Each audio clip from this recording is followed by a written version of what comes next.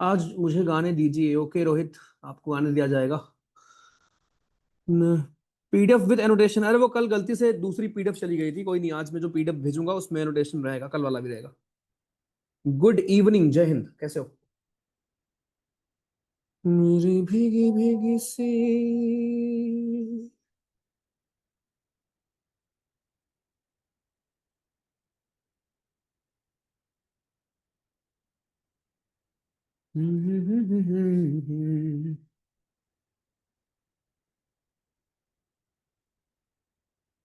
शुभम जी, क्या बताया जाए पोल्यूशन के बारे में?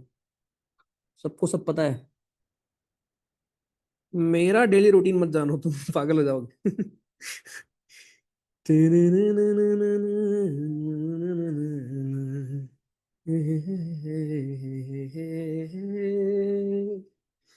जैसे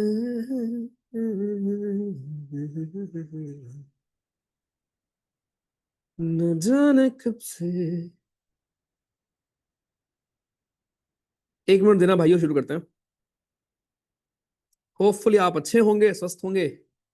कुछ पढ़ाई लिखाई किया है आज क्या?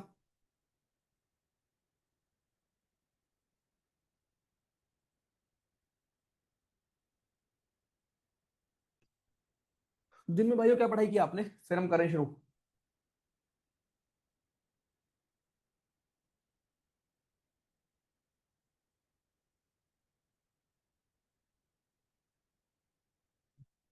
हम्म। सब बढ़िया। ओके चलो। सो कल हमने स्टार्ट किया था क्लाइमेटोलॉजी, अपनी ज्योग्राफी स्टार्ट किया था, जहां पर बेसिक कल हमने पढ़ा था अब ऑफ क्लाइमेटोलॉजी। आज हम उसी को आगे बढ़ाएंगे। आज अगर मैं आपको बताऊं, स्क्रीन में शेयर करना, रुक जाओ। अगर आज मैं बताऊं आपको तो हम लोग क्या पढ़ेंगे, रुक जाओ मैं दिखाता हूं आपको, एक सेकंड।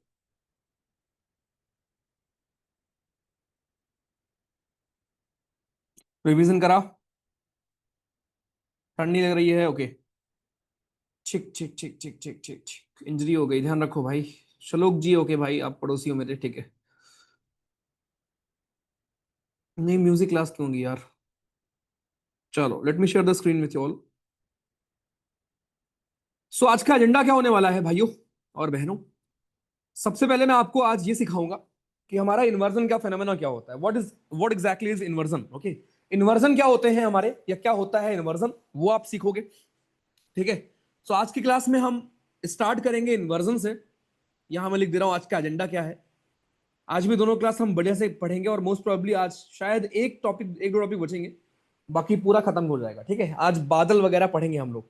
सो बादल वगैरह क्यों जरूरी है वो सब भी आज हम देखेंगे। ठीक है। सो विल स्टार्ट विथ आपका हमारा इन्वर्जन। सबसे पहला टॉपिक हमारा होगा इन्वर्जन क्या होता है। और ये इन्वर्जन आपका इंग्लिश वाला इन्वर्जन नहीं है। ओके, इन्वर्जन के बाद हम एटमॉस्फेयर का बेसिक कंपोजिशन पढ़ेंगे, लेयर्स पढ़ेंगे, जिसके ऊपर एक पीवाईक्यूज भी मैंने एक पीवाईक्यू आपको कराया है। ठीक है, वो आपको दिखाऊंगा। सो इन्वर्जन हो गया, देन वी हैव लेयर्स पढ़ेंगे हम लोग। ठीक है। एंड उसके बाद फिर जो आपके बाकी फिनोमेना है, फिर उसके बाद प्रेशर डिस्ट्रीब्यूशन, सबसे इंपॉर्टेंट टॉपिक हमारे क्लाइमेटोलॉजी में, कि दुनिया भर में प्रेशर कैसा है, जहां पे विल कवर कि वर्टिकल प्रेशर डिफरेंस कैसे हैं हमारे, वर्टिकली प्रेशर कैसा होता है, हॉरिजेंटली हमारा प्रेशर कैसा होता है। इस एक टॉपिक को हम यहां पे कवर करेंगे। एंड देन हवाएं पढ़ेंगे यहां पर। हवा आपकी हमारे कितने प्रकार की हो सकती है, लोकल विंड्स क्या होते हैं, हमारे ब्रीज क्या होती है। ओके, विंड के ऊपर हम फोकस करेंगे। एंड देन उसके बाद फिर साइक्लोन वगैरह आपका आता है, साइक्लोन, क्लाउड्स, कंडेंसेशन के पूरे टॉपिक्स आपके, वो सब आपको यहां पे मिलेंगे। कैसे ड्यू बनता है, फॉग कैसे बनता है, टाइप्स ऑफ फॉग क्या होते हैं, रेडिएशन फॉग क्या होता है आपका हमारा, स्ट्रीम फॉग क्या होता है, वो सब आप देखते हो। ठीक है, चलो। तो पहला टॉपिक दोस्तों हमारा होगा इन्वर्जन। ठीक, first topic will be inversion. अब देखो इन्वर्जन का मतलब क्या है। एक इन्वर्जन हम पढ़ते हैं इंग्लिश में, जिस इन्वर्जन का मतलब क्या होता है कि आपका वर्ब पहले आएगा, सब्जेक्ट बाद में आएगा। कुछ आपके ऐसे वर्ड होते हैं जो अपने साथ इन्वर्जन लेते हैं। Scarcely, hardly, hardly did she. Okay, hardly के साथ इन्वर्जन आता है, बेरली के साथ इन्वर्जन आता है, स्कारशली के साथ इन्वर्जन आता है। ओके, तो ये सारे हमारे कुछ ऐसे वर्ड होते हैं जो अपने साथ लेते हैं इन्वर्जन, बट वो है इंग्लिश। ज्योग्राफी का इन्वर्जन क्या होता है दोस्त? ज्योग्राफी का इन्वर्जन थोड़ा अलग होता है। ओके, तो अभी हम लेयर्स पढ़ेंगे, लेकिन आई एम श्योर आप इतने अवेयर हैं कि जैसे जैसे आप ऊपर जा रहे होते हैं, अगर मैं फर्स्ट लेयर की बात करूं, फर्स्ट लेयर हम पढ़ते हैं ट्रोपोस्फियर। जो हमारी पहली लेयर है एटमॉस्फेयर की, इट इज ट्रोपोस्फियर। ये ट्रोपोस्फियर ही आपकी होती है जिसमें जितने भी आपके नॉर्मल वेदर फिनोमेना हो रहे होते हैं, बारिश है, बादल का फॉर्मेशन से लेकर सब कुछ, नॉर्मल वेदर फिनोमेना जितने भी हमारे हो रहे होते हैं, नॉर्मल वेदर फिनोमेना, ये सब आपको देखने को मिलेंगे ट्रोपोस्फियर में। Perfect. So troposphere is a site जहां पर आपके सारे नॉर्मल वेदर फिनोमेना दोस्तों देखने को आपको मिलते हैं। ये चीज क्लियर, ठीक है। तो नॉर्मली ट्रोपोस्फियर में होता क्या है, जैसे जैसे आप ऊपर जाते हैं, ऊपर जाने पर टेम्परेचर जो है वो डिक्रीज कर रहा होता है। टेम्परेचर डिक्रीज कर रहा होता है। कभी अगर आप पहाड़ों पर गए हो तो वहां भी आपने नोटिस किया होगा कि ऊपर अगर हम भैया जा रहे हैं तो वहां टेम्परेचर आपका कम हो रहा है समहाउ। ओके। तो ये चीज हमारी किस में फॉल करती है, ये चीज आपकी हमारी नॉर्मल कंडीशन में आपको ये देखने को मिलता है कि नॉर्मली अगर आप ऊपर की तरफ जा रहे होते हैं, यू विल फाइंड कि यार टेम्परेचर जो है हमारा ना, टेम्परेचर हमारा वो डिक्रीज कर रहा है। ये है नॉर्मल सिचुएशन। अभी अगर आप ऊपर चढ़ो, अल्टीट्यूड पे जाओगे, 1 2 3 किलोमीटर ऊपर जा रहे हो अगर आप, ठीक है, यू विल सी कि आपका टेम्परेचर हमारा बहुत ज्यादा डिक्रीज कर रहा होता है। यह है नॉर्मल सिचुएशन, ठीक। बट जो इन्वर्जन की सिचुएशन होती है उसमें क्या होता है, इन्वर्जन की सिचुएशन में क्या होता है, ठीक है, इन्वर्जन की सिचुएशन में क्या होता है दोस्तों। सो इन्वर्जन की सिचुएशन में आपका हमारा क्या होगा कि यहां पर टेम्परेचर ऊपर जाने पर, पहली लेयर की बात कर रहा हूं, ऊपर जाने पर टेम्परेचर जो है वो डिक्रीज करने के बजाय ड्रामेटिकली इंक्रीज कर जाता है, इंक्रीजेस। है ना इंटरेस्टिंग। ओके। सो टेम्परेचर ऊपर जाने पर डिक्रीज करने की बजाय एक्चुअली इंक्रीज करने लगता है। इसी को हम कहते हैं इन्वर्जन का phenomena. This is called inversion. हमारा ये है आपका इन्वर्जन। अब इस इन्वर्जन की को होने के लिए क्या क्या कंडीशंस चाहिए होते हैं, दैट इज द क्वेश्चन यहां पे, ठीक है। वो हमारे लिए एग्जाम के लिए इंपॉर्टेंट है भैया। आ जाओ, तो यही मैं आपको पढ़ाता हूं दोस्तों। तो देखो नॉर्मली जब आप ऊपर जा रहे होते हैं तो आपका टेम्परेचर जो है वो डिक्रीज हो रहा होता है विथ इंक्रीज इन एलिवेशन। जैसे जैसे आप ऊपर जाएंगे आपका टेम्परेचर डिक्रीज होता जाएगा। हर 1 किलोमीटर जाने पर अप्रोक्सीमेटली 6 डिग्री आपका टेम्परेचर कम हो रहा होता है, ठीक है। 6 डिग्री सेल्सियस टेम्परेचर हमारा कम हो रहा होता है हर 1 किलोमीटर ऊपर जाने पर। ध्यान रखिएगा। Okay, perfect. लेकिन दोस्त इन्वर्जन में क्या होगा, इसका उल्टा हो जाएगा और यहां पर टेम्परेचर डिक्रीज करने के बजाय टेम्परेचर इंक्रीज करने लगता है। यह बात ध्यान रखना, टेम्परेचर आपका दोस्तों इंक्रीज करने लगेगा, ठीक है भाई। तो हमें यह पढ़ना है कि एग्जैक्टली कैसे होता है या कहां पे हो रहा होगा, और उससे उसके आउटकम्स वगैरह हमारे क्या होते हैं दोस्तों, ठीक है। अपने को वो देखना होता है। तो मैं आपको यहां लिख देता हूं, बहुत ध्यान से देखना कि आइडियल कंडीशंस क्या चाहिए आपके इन्वर्जन के लिए। What are the ideal conditions for inversion, मतलब कब कब इन्वर्जन हो सकता है, कब नहीं हो सकता, ठीक है। सो आइडियल कंडीशन, सबसे पहली चीज देखो, ये अगेन आप रटो मत, ठीक है। आप खुद समझ सकते हो कि भैया नॉर्मल कंडीशन में क्या है। ये है हमारी अर्थ, मान लो हम लोग यहाँ पर चिल कर रहे हैं, पढ़ाई कर रहे हैं। ये हमारी पहली लेयर है, हो सकता है यहां तक हो, या आपकी पहली लेयर है ट्रोपोस्फेयर। अभी मैं सारे लेयर्स अलग से ड्रॉ करूंगा, रिलैक्स। तो नॉर्मली ट्रोपोस्फेयर में क्या होता था, जब आप ऊपर की तरफ जा रहे होते हैं, ठीक है, तो नीचे आपकी हीट ज्यादा होती है, ऊपर कम होती थी, ठीक, नॉर्मल कंडीशन। लेकिन in the phenomena of inversion क्या होगा, इन्वर्जन में आपको क्या चाहिए, इन्वर्जन में आपको चाहिए कि जो नीचे की हीट है, ये जो नीचे की हीट है, ये नीचे की हीट समहाउ ऊपर उड़ जाए। क्योंकि अगर नीचे की हीट ऊपर उड़ जाएगी, ऊपर पहुंच जाएगी, तो नीचे ठंड हो जाएगी और ऊपर गर्मी हो जाएगी थोड़ी सी। तो जब हम आप ऊपर की तरफ जाएंगे तो यहां पे आपको देखने को मिलेगा कि भैया ऊपर टेम्परेचर हमारा इंक्रीज हो चुका है और इन्वर्जन हो चुका है। इसी को आप बोलते हो इन्वर्जन। सो इन्वर्जन में बस हमें ये देखना होता है कि नीचे यार ठंड हो और ऊपर की तरफ जाके गर्मी हो जाए थोड़ी सी, कंपेरेटिवली, ठीक है। तो number one condition should be, you should have long winter night. Inversion के लिए आपको चाहिए लॉन्ग विंटर नाइट। अब ये क्यों मैं आपको बताऊंगा अभी। लॉन्ग विंटर नाइट आपको चाहिए फॉर इन्वर्जन दोस्तों। दूसरा, सेकंड, क्लियर स्काई चाहिए। तीसरा, slow movement of air.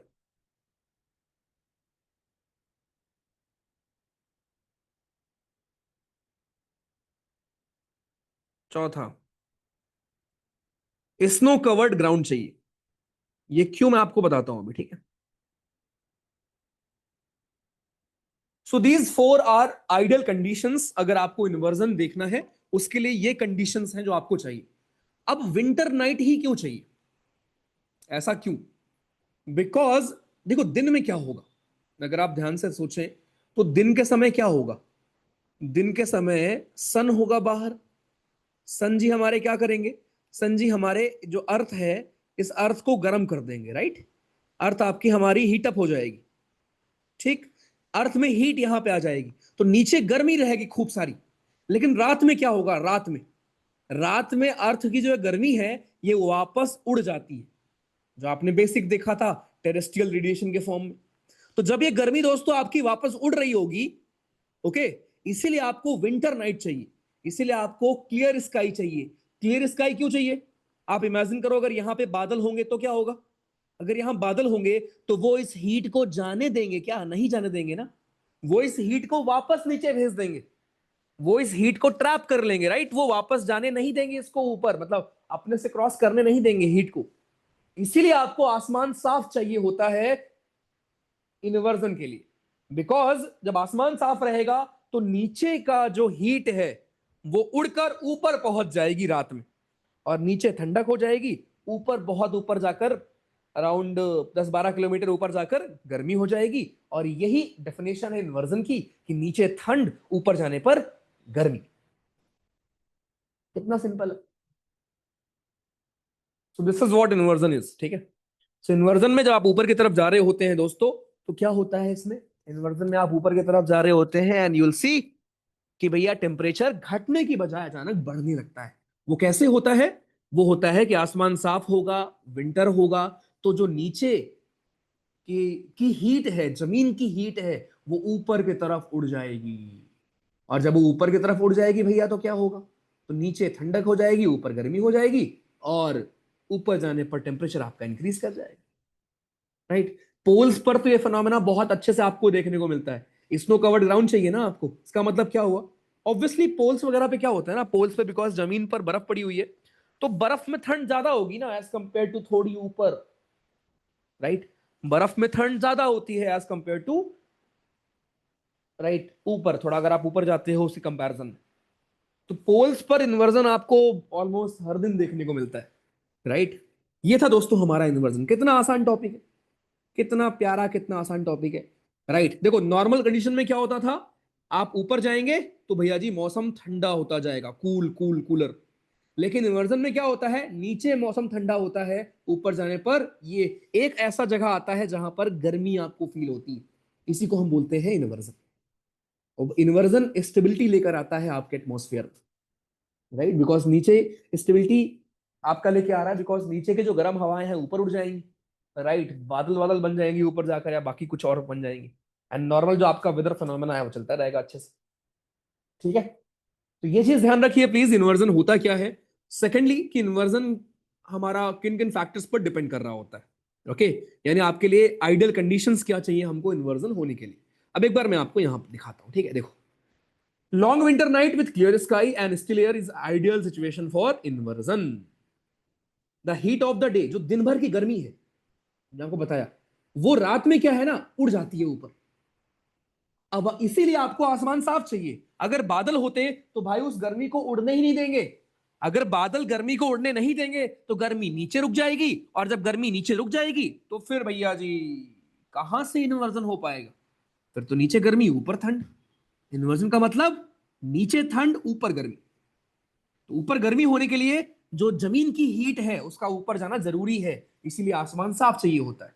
Poles पर आपको ये पूरे साल देखने को मिलता है, ठीक। ये देखो, surface inversion promotes stability in the lower layer of atmosphere. इस लाइन के ऊपर सवाल भी आया हुआ है, एग्जैक्ट सेम लाइन है एनसीईआरटी की, और इसके ऊपर भी सवाल आया हुआ है। Smoke and dust particles get collected beneath the inversion layer and spread horizontally to fill the lower strata of the atmosphere. Dense fogs in, अब ये फॉग की कहानी मैं आपको अलग से बताऊंगा अभी, राइट। फॉग भी इससे जुड़ा हुआ है। फॉग में भी मेरे भाई सेम चीज आपको चाहिए होती है, पता है। फॉग बनने के लिए भी कहीं ना कहीं सिमिलर कंडीशंस ही चाहिए होती है। फॉग में भी आपको आसमान साफ चाहिए होता है, पता है क्यों? सेम रीजन भाई। जब आसमान साफ नहीं होगा तो गर्मी नीचे रह जाएगी ना, और जब गर्मी रहेगी नीचे तो भैया जी कंडेंसेशन कैसे होगा, बादल सॉरी आपके हमारे फॉग कैसे बनेंगे? फॉग बनने के लिए ठंडा माहौल चाहिए। तो वो कब होगा? जब आसमान साफ होगा, दिन भर की जो गर्मी है वो उड़ जाएगी और नीचे ठंड हो जाएगी रात में, और जब उसी रात के ठंड में आपका हमारा हो जाएगा कंडेंसेशन। ठीक। सेम ऐसे आपका दोस्तों फॉग बनता है। The inversion commonly lost a few hours until the sun, obviously जब कल दोबारा सूरज निकलेगा उस टाइम पे क्या होगा? दोबारा सूरज निकलेगा भैया और वापस नॉर्मल कंडीशंस आ जाएंगी, क्योंकि जब एक बार सूरज वापस आएगा तो फिर से जमीन गर्म होना शुरू हो जाएगी, फिर से नीचे गर्मी आ जाएगी। दैट्स इट, खत्म। कितना आसान टॉपिक था हमारा। इतना ही दोस्तों इन्वर्जन। तो कुल मिला के कहानी ये थी दोस्त कि नॉर्मल सिचुएशन में जमीन के आसपास गर्मी ज्यादा होती है, राइट। लेकिन इन्वर्जन में क्या होगा कि नीचे की गर्मी उड़ जाती है ऊपर, और नीचे ठंड हो जाती है, थोड़ा ऊपर जाने पर आपको गर्मी मिलती है। इस फिनोमेना को हम कहते हैं इन्वर्जन। ठीक। पहाड़ों वगैरह पर आपको बहुत ज्यादा ये चीज देखने को मिलेगी, ध्यान रखना बस। इतना ही था। सबको क्लियर है बालक पार्टी? इन्वर्जन अच्छे से। इसके ऊपर सवाल आपको दिखा दूंगा, सीडीएस सीएपीएफ सब में आया है, बहुत आसान सवाल है यार, इसके बाद क्या ही गलत करोगे इसमें। हाँ बिल्कुल, कोल्ड डेंस एयर होती है, बिल्कुल वो नीचे रह जाएगी, गर्म हवा आपके ऊपर उड़ जाएगी। बिल्कुल सही कह रहे हो।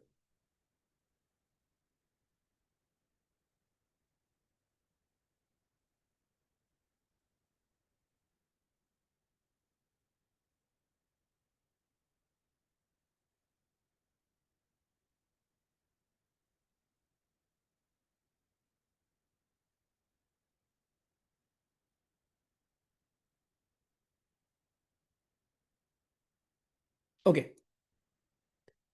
ग्रेट। उर्वशी मैं कल एक्सप्लेन कर चुका हूं, प्लीज आप वो रिकॉर्डिंग देख लीजिएगा। कुणाल जी लव यू टू, अभी पढ़ लो प्लीज। मजा आ गया गौरंग जी को? ओके। ऐसा कुछ डिग्री जैसा नहीं है उज्जवल भैया मेरे, डिग्री जैसा कुछ नहीं है यार। बस ये है, देखो ये कंपेटिवली होता है यार।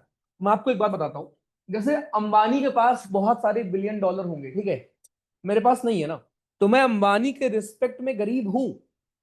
लेकिन जिसके पास 5 करोड़ 10 करोड़ होगा उसके रिस्पेक्ट में भी मैं गरीब हूं ना। कहने का मतलब अगर मेरे पास 1 लाख रुपए है, तो जिसके पास 2 लाख रुपए है उसके रिस्पेक्ट में भी मैं गरीब हूं, और जिसके पास 2 करोड़ है उसके रिस्पेक्ट में भी मैं गरीब हूं।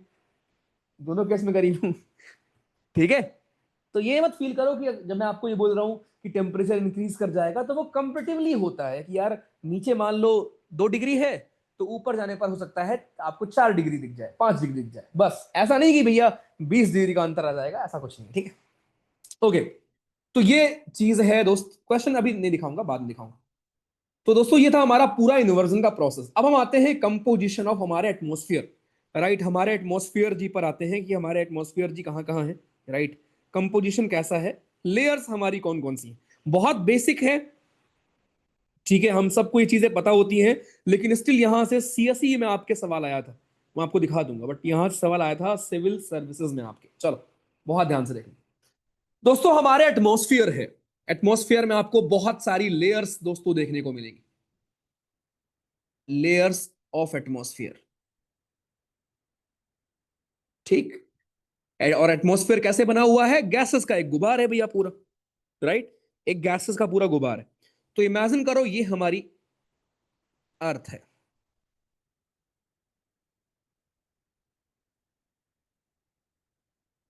ठीक। ये हमारी दोस्तों अर्थ। तो अर्थ के चारों तरफ आपको ऐसे मिलेगा, ये मान लेते हैं एक लेयर हो गई, ये दूसरी लेयर, ये तीसरी लेयर, फिर चौथी लेयर, ऐसे करके दोस्तों आपके हमारे अलग अलग लेयर्स का गुबार है, ठीक। बहुत इजी है, याद करना पड़ता है ये। सबसे पहली लेयर होती है ट्रोपोस्फियर,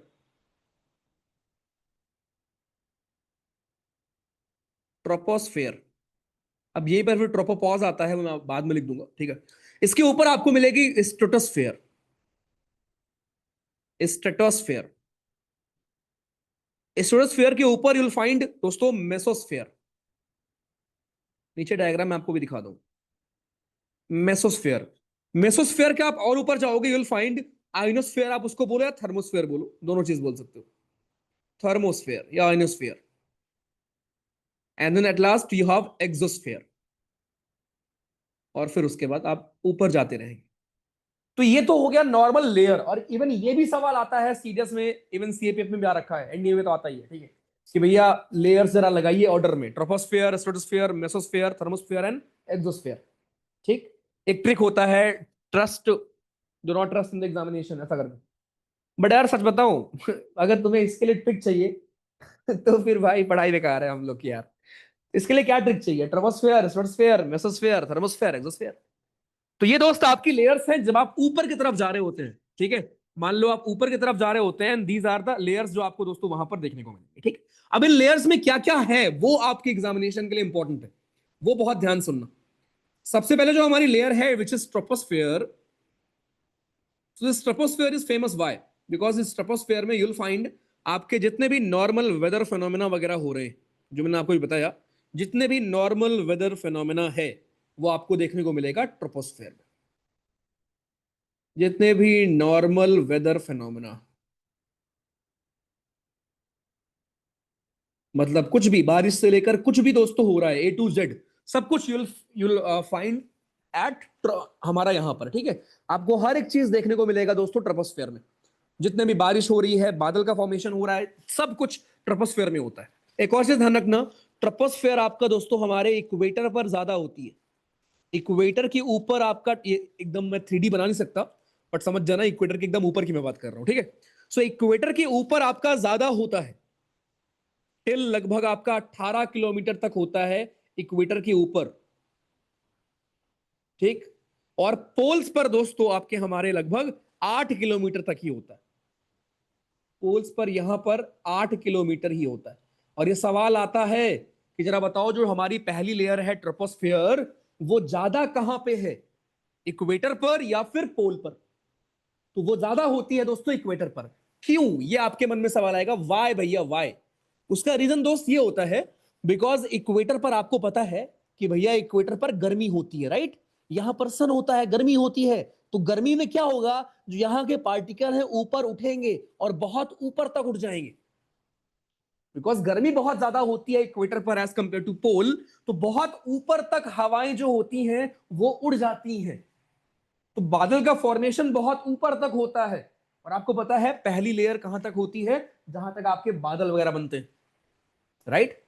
तो दोस्त ट्रोपोस्फेयर इसीलिए आपके इक्वेटर पर ज्यादा होती है, बिकॉज यहां पर गर्मी ज्यादा होती है, पार्टिकल्स बहुत ऊपर तक जाएंगे भैया, और वहां पर फिर क्या होगा, फिर आपका हमारा बादल बन जाएगा।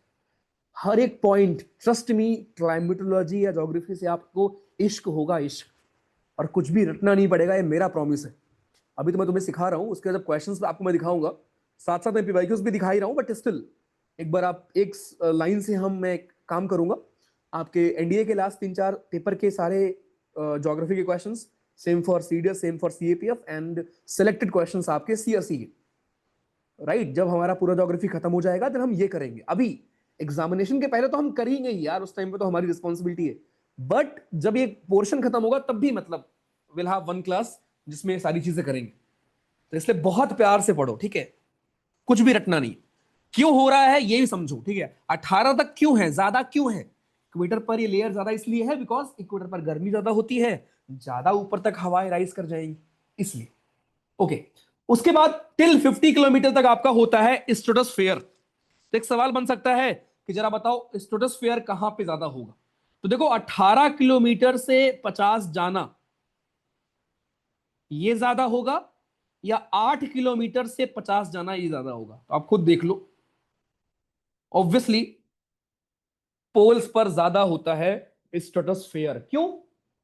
इसका कोई रीजन नहीं है, उसका बस रीजन यही है कि बिकॉज आपका जो ट्रोपोस्फेयर है वो कम होता है पोल्स पर, इसलिए। बिकॉज 8 से 50 जाओगे तो 42 किलोमीटर है, 18 से 50 जाओगे तो भैया जी आपका और कम है ना, 32 ही किलोमीटर। ये भी एक चीज ध्यान रखना, इसके ऊपर बाकी सारी लेयर आपकी दोस्तों इक्वल है, पोल्स पर एंड इक्वेटर पर। तो ये एक सवाल करके बन जाता है कि जरा बताओ कौन सी लेयर कहां पर ज्यादा है। This was our very first question. ठीक है, सेकंड टॉपिक पे आते हैं। सेकंड टॉपिक इज कि आपके troposphere is famous for normal weather phenomena. Now your stratosphere is famous for what? Jets.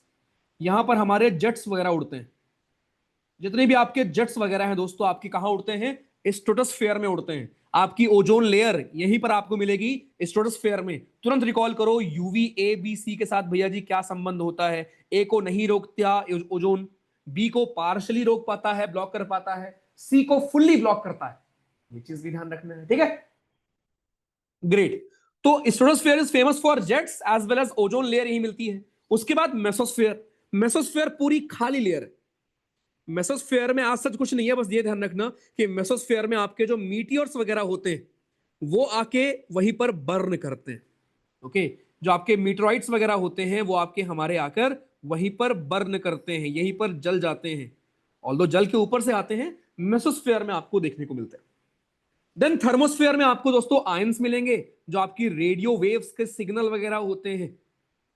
जो भी सिग्नल वगैरह आप भेजकर कम्युनिकेशन वगैरह हम लोग कर पा रहे हैं, वो सारे रेडियो वेव वगैरह आपके सेटेलाइट वगैरह सब कुछ कहां मिलेंगे? आपको थर्मोस्फेयर में मिलेंगे। एंड देन फिर एक्सोस्फेयर वगैरह में फिर आप सन के नजदीक जा रहे हो, अब कुछ नहीं मिलेगा आपको। तो एक चीज ये, अभी ये अलग अलग है नीचे, रिलैक्स, ठीक है? वो मैं ड्रॉ कर रहा हूं इसलिए एक साथ ड्रॉ कर रहा हूं, और आप भी प्रैक्टिस करो ऐसी क्या करो। सो ट्रोपोस्फेयर दोस्तों हमारा पहली लेयर है जहां नॉर्मल फिनोमेना वेदर का। Stratosphere is famous for jets वगैरह आपके यहीं उड़ते हैं, जो भी प्लेन्स वगैरह हैं, राइट? आपने देखे होंगे बादल के ऊपर उड़ रहे होते हैं प्लेन, है ना? उसके बाद आपका हमारा ये ओजोन लेयर, ओजोन लेयर भी दोस्तों आपको यहीं पे मिलेगी, ठीक है? देन उसके बाद मेसोस्फेयर। मेसोस्फेयर में क्या है दोस्त? This is your completely blank layer, जहां पर मीटरॉइड्स आपके बर्न होते हैं। Okay, then we have thermosphere जहां रेडियो वेव्स हैं। Then we have exosphere. ये तो हो गया एक चीज। अब दूसरी चीज यहां पे आती है अबाउट टेम्परेचर। तो वो चीज ध्यान रखना कि दोस्तों ट्रोपोस्फेयर में क्या होता है, ऊपर जाने पर टेम्परेचर जो है वो डिक्रीज करता है। जैसे जैसे आप ऊपर जाएंगे टेम्परेचर डिक्रीज करे। स्ट्रेटोस्फेयर में क्या होगा? टेम्परेचर स्टार्टिंग में कांस्टेंट रहेगा, देन इंक्रीज करेगा। स्टार्टिंग में कांस्टेंट देन इंक्रीज। ऐसा क्यों भैया? इंक्रीज इसलिए करेगा बिकॉज यहां पर ओजोन लेयर है, और ओजोन ने ट्रैप कर रखा होगा यूवी रेडिएशन को, जिसकी वजह से आपका टेम्परेचर फिर से इंक्रीज करेगा। देन मेसोस्फेयर सबसे ठंडी लेयर है आपकी, कोल्डेस्ट लेयर है। इतनी ठंडी है कि यहां टेम्परेचर -100 तक पहुंच जाता है। देन थर्मोस्फेयर में क्योंकि आयंस वगैरह हैं, इसलिए वहां फिर से गर्मी होती है, फिर से आपका टेम्परेचर दोस्तों यहां पर इंक्रीज करने लगता है। एंड ये फर्दर आपका टेम्परेचर अब इंक्रीज करता ही जाएगा, क्योंकि आप सन के नजदीक जा रहे हो। खत्म। ये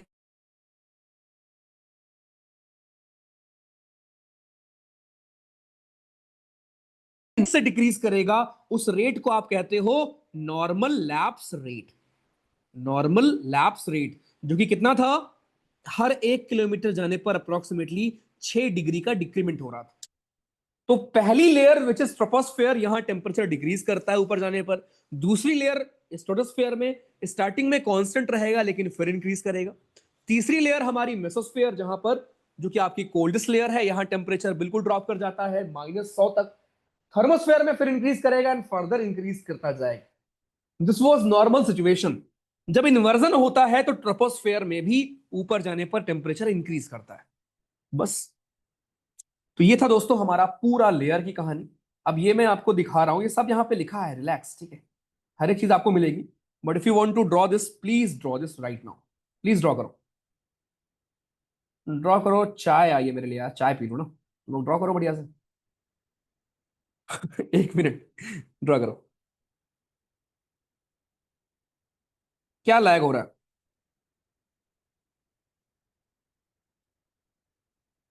एक सेकेंड,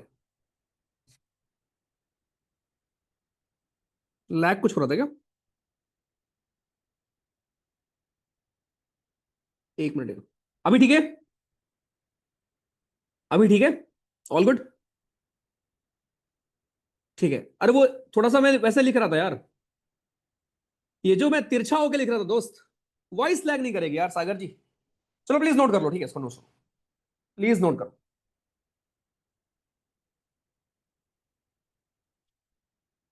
फिर मैं आपको एक एक गैस के बारे में पढ़ाऊंगा, वहां से बनता है सवाल। हम्म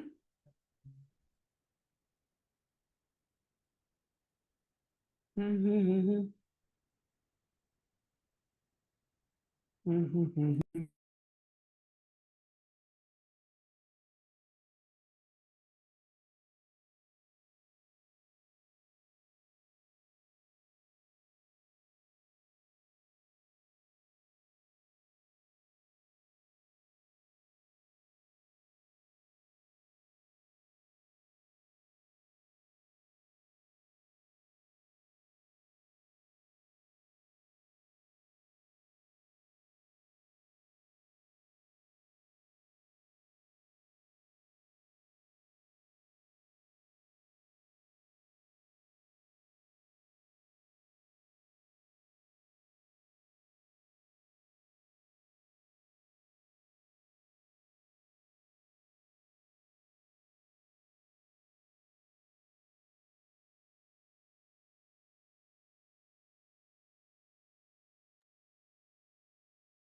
डन। ठीक है चलो। ओके, आ जाओ। सो भैया, ये थे हमारी लेयर्स, ठीक है।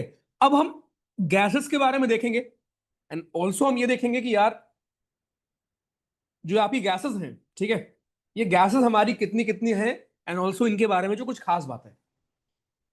अगेन स्कूल की चीजें हैं ये, बट स्टिल हमें ये गैसेस भी बहुत लोगों को याद नहीं रहता, तो प्लीज ध्यान से देखो, ठीक है। सबसे पहले आपका दोस्तों है हमारा नाइट्रोजन। नाइट्रोजन आपका है 78% approximately. Then we have oxygen, argon. अब ये एक चीज याद रखना प्लीज, कि ऑर्गन का परसेंटेज ज्यादा होता है as compare to carbon dioxide. Okay, carbon is 0.025% carbon, और carbon dioxide is 0.03%। Then neon, then helium, krypton, xenon, hydrogen, right. All these are your permanent gases, और इनका कंपोजिशन ऑलमोस्ट यही रहता है। तो इनका कंपोजिशन रहता है फिक्स्ड, लेकिन एक गैस अभी आप पढ़ोगे, वाटर वेपर, इसका कंपोजिशन दोस्तों फिक्स्ड नहीं रहता। इसका composition not fixed.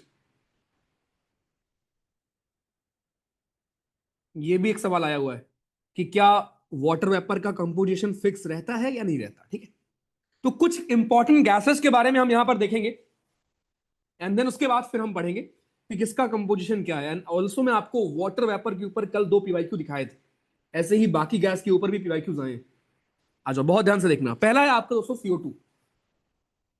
So CO2 is transparent to incoming solar radiation but opaque to outgoing terrestrial radiation। मेरे भाई ये बात is true for every greenhouse gas। जितनी भी हमारी ग्रीन हाउस गैसेस होती हैं उनका यही काम होता है कि जब सन से आपकी रेडिएशन आ रही होती है, तो दोस्त उसके लिए ये हमारी होती हैं ट्रांसपेरेंट, बट जब अर्थ उसको वापस भेज रहा होता है तो उसके लिए वो ओपेक होती है। इस चीज को प्लीज ध्यान रखना, ओके। तो CO2 is transparent to the incoming solar radiation but opaque to outgoing terrestrial radiation। It also absorbs a part of terrestrial radiation, obviously इसका काम ही यही है, and reflect के साथ बैक नहीं आएगा, and reflect some part of it towards the earth surface। It is largely responsible for greenhouse gas। ये one of the major greenhouse gases है आपकी। The volume of other gases is constant but the volume of carbon dioxide has been rising। Right, obviously आपकी oxygen, nitrogen वगैरह हमारी वही है, लेकिन definitely carbon emission बढ़ रहा है, तो CO2, राइट, जितना बर्न कर रहे हो कार्बन की चीजों को, तो CO2 का परसेंटेज बढ़ने के चांसेस बहुत ज्यादा है, ठीक है। आप सोचो इतने कम CO2 के बावजूद अगर इतना हाल है हमारे एटमॉस्फेयर का, 0.03%, तो क्या होगा भैया अगर और ज्यादा हो जाए तो बस इतनी कहानी थी दोस्तों हमारे CO2 के बारे में। अभी आई एम परफेक्टली ऑडिबल ना? एक बार बता दो प्लीज। ठीक है सर। अगर इसमें किसी ने नो लिखा होता ना sir why does temperature increase in outer most, भाई सन के नजदीक जा रहे हो जुनैद भाई, अब आप सन के नजदीक जा रहे हैं। नीचे जो, देखो, ये आप बहुत ऊपर की बात कर रहे हो, मतलब बहुत क्लोज, राइट, मतलब आपसे कई कई 100 किलोमीटर दूर की बात कर रहे हो आप, ठीक है। वहां पर जो नीचे के गैसेस वाले फेनोमेना है वो सब नहीं चलेंगे ना। वहां पर आपको ऑक्सीजन वगैरह मिलेगी ही नहीं। ऑक्सीजन तो आपकी गायब हो जाएगी 120 किलोमीटर के आसपास, यहीं पे गायब हो जाएगी, ठीक है। चलो, तो ये था हमारा CO2। दूसरा है दोस्तों ओजोन। वी ऑल नो कि ओजोन आपको मिलती है, राइट, अप्रोक्सीमेटली, अब 10 से 50 लिखा है, बट अगर आपको बताऊं 35 किलोमीटर के पास मिलती है आपको। 35 किलोमीटर के पास, and the layer is stratosphere. Stratosphere में आपको मिलती है ओजोन लेयर हमारी। इसका काम होता है हमें प्रिजर्व करना, रोकना, बचाना, ठीक है। बस, ओजोन डे हम मनाते हैं 16 सितंबर को। 16 सितंबर को we celebrate ozone day. Next, water vapour. कल भी मैंने आपको दिखाया था, राइट, CSE से लेकर हर एग्जाम में सवाल, एक बार बस फिर से रीड कर लेते हैं। बहुत प्यारा टॉपिक है ये। वाटर वेपर भी आपकी एक प्रकार की गैस होती है, बट ये वेरिएबल गैस है। कहीं पर इसका कंपोजिशन 4% है, कहीं पर पॉइंट में है। ओके, अगेन वेरी करती रहेगी आपकी, एंड ऑब्वियसली डिक्रीज करेगी विथ अल्टीट्यूड। मेरे भाई, कोई भी गैस होगी, जैसे जैसे आप ऊंचाई पे जाते हो गैसेस कम होते जाते हैं, राइट, चाहे वो ऑक्सीजन हो या कोई भी।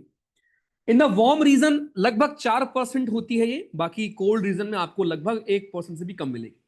Water vapour also decreases from equator towards pole. यहीं पर वो चीज क्लियर हो गई कि जब आप पोल में जाओगे, पोल में कहां से वाटर वेपर आपको मिल जाएगा यार। It also absorbs part of insolation from the sun. And जब ये ऐसा काम करती है, राइट, तो मेरे भाई ये ग्रीन हाउस गैस का भी काम कर रही होती है।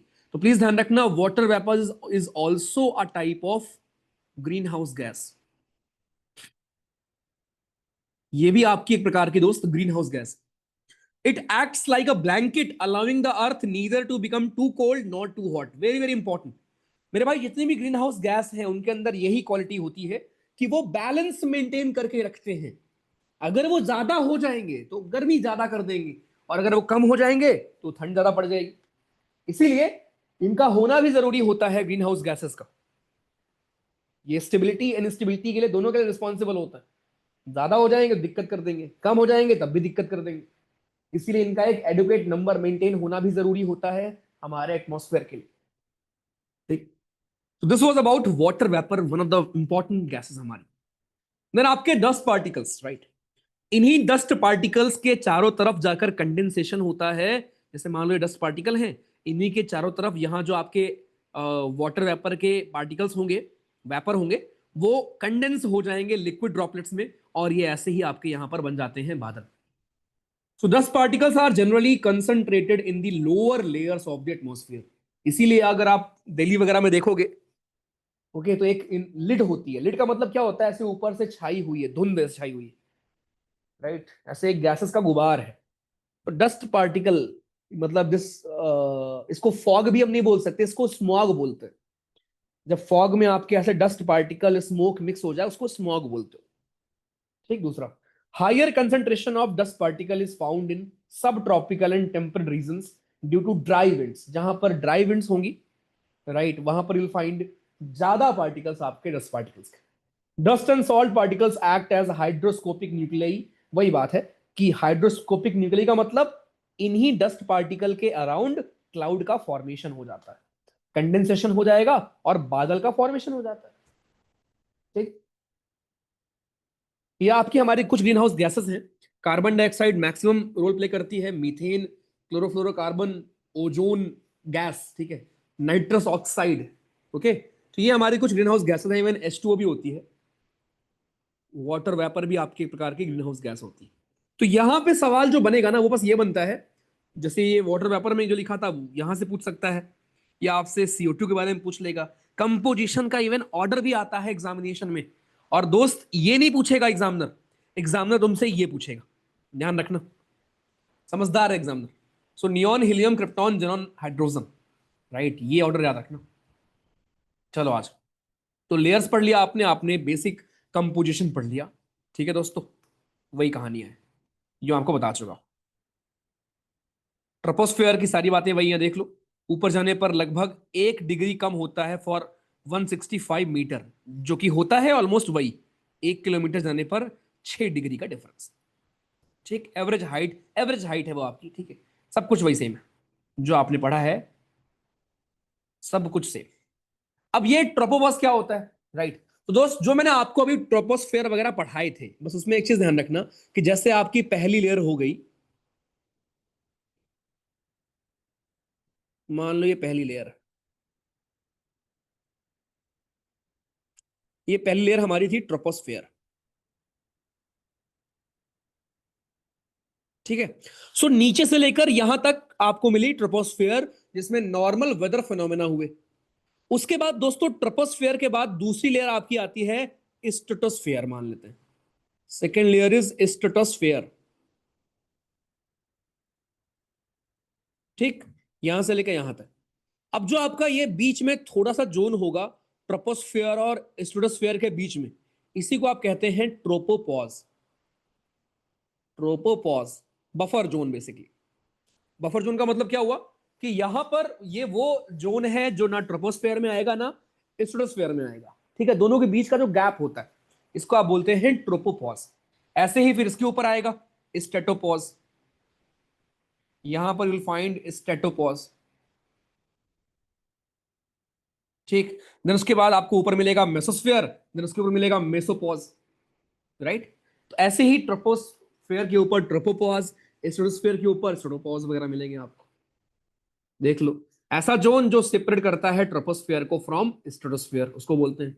The air temperature at the tropopause is about -80 degree Celsius over the equator and minus, एक सेकेंड, ये कुछ इसमें गड़बड़ लिखा हुआ है, इस लाइन को हटा दो जरा अभी, I will cross check this, ठीक है। नेक्स्ट, ये आपका दोस्तों उसके बाद आएगा स्ट्रेटोस्फेयर, जहां पर आपको ओजोन लेयर मिलेगी, जहां पर ये जेट्स वगैरह फ्लाई कर रहे हैं। अब बस ये आंखों से एंजॉय करो, और इसमें मैं तुम्हें सब कुछ पढ़ा चुका हूं, हर एक चीज आप पढ़ चुके हैं। देन आएगा मेसोस्फेयर, जहां पर मीटियोर्स वगैरह ऐसे बर्न होते हैं आकर। ये आपकी दोस्तों कोल्डेस्ट लेयर होगी, जहां पर टेम्परेचर लगभग -100 डिग्री तक पहुंच जाता है, इतना ठंडा टेम्परेचर। ये मेसोस्फेयर की कहानी है, देख लो। देन आता है एक्सोस्फेयर, एक्सोस्फेयर में आपके आयंस वगैरह होंगे। ये हाइड्रोजन हीलियम तो स्केप कर गई थी स्टार्टिंग में, उसकी कहानी है, ठीक है। तो आपके दिन थर्मोस्फेयर में क्या होगा, आपके आयंस वगैरह होंगे। एंड देन एक्सोस्फेयर में क्या होगा, खत्म सन्नाटा उसके बाद, बस। तो troposphere, stratosphere, mesosphere, thermosphere, then exosphere, highest layer, that's it. अब ये डायग्राम बहुत इंपॉर्टेंट है भाइयों, बहुत ध्यान से देखना, इस डायग्राम को प्लीज ध्यान से देखो। ये टेम्परेचर का डायग्राम, ठीक। ये आपको ये दिखाता है, राइट, कि आई गेस वो फैक्ट सही भी हो सकते हैं, -60 50 तक जाता है, -80 100 तक पता नहीं यार, ठीक है, बिकॉज -100 तक तो आपके मेसोस्फेयर वगैरह में जाएगा, -60 तक तो मान सकता हूँ, -60 -40 -50, ठीक है। तो ये यहां पे देख लो, एक बार देख लेते हैं। यहां पर जब आप दोस्तों स्टार्ट करते हो, ये जमीन है, ठीक है, जहां पे आप खड़े हैं, ठीक। अब उसके बाद ट्रोपोस्फेयर में आप जैसे जैसे ऊपर जाएंगे, मान लो आप चले गए 6 माइल ऊपर तक, मतलब लगभग 9.5 किलोमीटर ऊपर, तो यहां पर आपको देखने को मिलेगा टेम्परेचर -50 तक पहुंच गया है, -50 -60 तक पहुंच चुका है, ठीक। तो ये चीज ये नोट कर लो, ठीक है, ये फैक्ट अलग से नोट कर लो। बिकॉज पता है यूपीएससी क्या करेगा, आपके इस डायग्राम से सवाल पूछेगा भाई। यूपीएससी आपके इस डायग्राम से पूछेगा, जरा बताओ भैया तुम्हें क्या पढ़ाया गया है सीरियस जर्नी में, या तुमने क्या पढ़ा है। डायरेक्ट जो लिखा है वो तो पूछ ही लेगा, लेकिन ये पूछ सकता है कि यार ट्रोपोस्फेयर में टेम्परेचर कहां तक जाता है, अप्रोक्सीमेट वैल्यूज है, कोई दिक्कत नहीं। सो अप्रोक्सीमेटली -60 डिग्री तक पहुंच जाता है ट्रोपोपॉज तक। देन ट्रोपोपॉज पे -60 डिग्री का टेम्परेचर होगा एट ट्रोपोपॉज, ठीक। उसके बाद स्टार्टिंग में टेम्परेचर कांस्टेंट रहेगा, एंड देन फिर इंक्रीज करने लगेगा, इंक्रीज करके आ जाएगा लगभग 0 डिग्री के नजदीक। एंड देन मेसोस्फेयर में वापस पहुंच जाएगा लगभग -90 डिग्री तक, मेसोपॉज में। एंड देन फिर आपका इंक्रीज होकर फिर फर्दर इंक्रीज होता जाएगा, होता जाएगा, होता जाएगा, ये फर्दर आपका इंक्रीज होता जाएगा। तो ये टेम्परेचर है, प्लीज ध्यान रखना। पहली लेयर का खासकर याद रखना, आगे तो आपको पता है। प्लीज याद रखें कि ट्रोपोस्फेयर में, बिकॉज जब हम ऐसे पढ़ते हैं तो हमें बस ये लगता है कि अगर माइनस में टेम्परेचर दिया गया है तो वो तो मेसोस्फेयर में होता है। लेकिन ध्यान रखो, ट्रोपोस्फेयर में भी जब आप ऊपर जाते हैं 8-10 किलोमीटर ऊपर आप पहुंचोगे, तो वहां तक टेम्परेचर आपका, क्योंकि 1 किलोमीटर पर टेम्परेचर 6 डिग्री कम हो रहा है, जब 10 किलोमीटर आप ऊपर जाएंगे तो टेम्परेचर तुम्हारा लगभग कितना कम हो चुका होगा, सोचो, बहुत कम हो चुका होगा, राइट। तो ये चीज याद रखना कि पहली लेयर में टेम्परेचर डिक्रीज करता है, और अप्रोक्सीमेटली ट्रोपोपॉज तक -60 डिग्री टेम्परेचर होता है। उसके बाद कांस्टेंट रहेगा एंड देन फिर इंक्रीज करता है। इंक्रीज क्यों करता है? क्योंकि यहीं पर ओजोन लेयर होती है जो ट्रैप करके रखती है हीट को। यहीं पर यूल फाइंड ओजोन लेयर। उसके बाद मेसोस्फेयर में क्या होगा? स्टार्टिंग में कांस्टेंट एंड देन फिर फर्दर डिक्रीज करेगा -90 तक। -90 तक पहुंच जाएगा आपके मेसोस्फेयर में या मेसोपॉज तक, एंड देन फिर फर्दर इंक्रीज करता जाएगा। तो बस ये एक पॉइंट के ऊपर सवाल बन सकता है, फ्यूचर ईयर क्वेश्चन, और इस पॉइंट के ऊपर, और ये डायग्राम से बनेगा। तो ये दोनों चीज प्लीज ड्रॉ कर लो अपनी नोट्स में। और एक और चीज, प्लीज नोट्स बनाओ, ये मैं दे दूंगा तुम्हें, ठीक है, अच्छी बात है, हम टेस्ट भी करेंगे, अच्छी बात है, लेकिन यार पता है, तुम्हें भी अच्छा लगेगा। आज मैंने नोट्स आप लोगों को देखा, मुझे बहुत अच्छा लगा सच में, मतलब आई रियली लाइक इट यार। दैट शोज कि आप लोग बहुत सीरियस हो, बढ़िया, अच्छी बात है। एंड इस बार लोग बहुत मेहनत कर रहे हैं, आपको बता रहा हूँ। लड़कियां तो कर ही रही हैं मेहनत, बट लड़के भी बहुत कर रहे हैं मेहनत। सो बाकी जनता प्लीज शुरू कर लो यार, कुछ नहीं बिगड़ा, ठीक है, अभी भी आप जीरो से स्टार्ट कर लो, कोई दिक्कत नहीं है। तो ये जितना खुद लिखोगे ना, एज ए टीचर मेरा काम है तुम्हारा काम आसान करना, सॉरी। लेकिन आई ऑल्सो टेल यू ना कि भाई, सॉरी यार, आई ऑल्सो टेल यू कि जितनी बार आप लिखोगे उतना ही आपका वो चीज अच्छा होता जाएगा, राइट। तो ये सब प्लीज ड्रॉ कर लिया करो, चलो बढ़िया। तो ये दोस्तों हमारी पूरी लेयर की कहानी थी, बहुत बेसिक टॉपिक था, राइट। लेकिन स्टिल यहां से सवाल आता है, एक सवाल जरा देख लेते हैं, अगर आपसे होता है तो। कल ही हमने देखा था, सिविल सर्विसेज 2024 में आया था।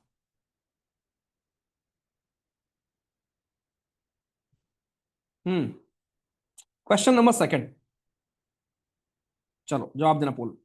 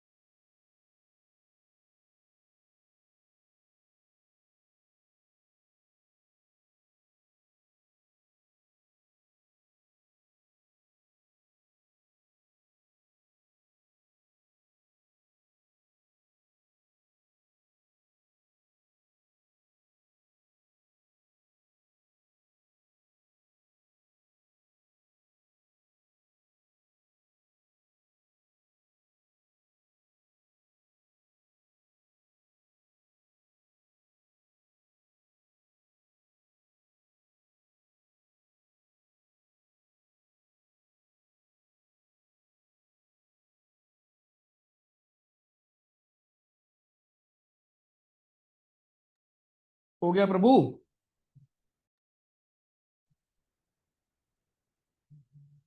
देखो बहुत आसानी से पढ़ो क्वेश्चन।